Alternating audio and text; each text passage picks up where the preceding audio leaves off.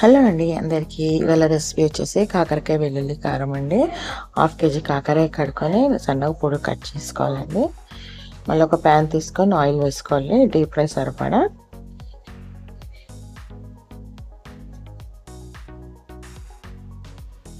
Oil heat ఎక్కగా కాకరకాయలు వేయించుకోవాలండి. ఒక 2-3 బ్యాచెస్ వస్తాయి. బ్రౌన్ కలర్ వచ్చేదాకా వేయించుకోవాలి బాగా కాకరకాయలని.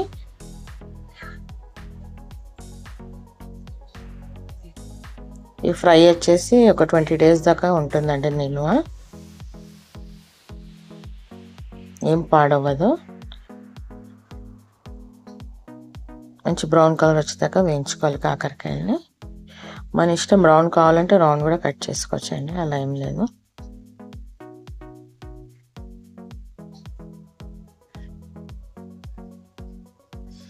కొద్దిగా వేసుకొని ఫ్రై చేసుకోవాలి, పచ్చిగా ఉండకూడదు కాకరకాయలు.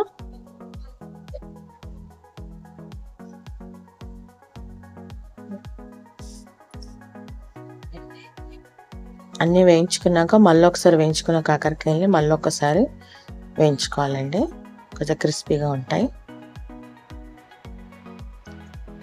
వేగే లోపల మసాలాలు చేసుకుందామండి. ఒక 2 వెల్లుల్లి గడ్డలు తీసుకోవాలి, పొట్టు తీయకూడదు.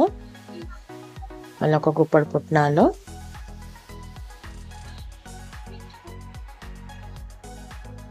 వెల్లుల్లి పుట్నాలు, మళ్ళీ సాల్ట్ ఒక 1/2 స్పూన్,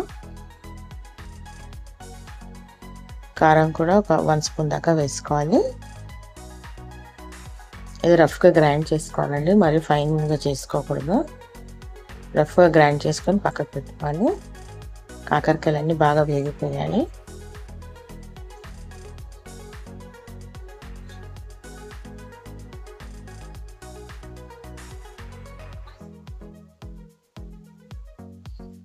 కాకరకాయలన్నీ గిన్నెలు తీసుకోవాలండి. వేడిపైనే మసాలా కలిపేసుకోవాలి. మసాలాలు అప్పుడు బాగా పడుతుంది కాకరకాయకి.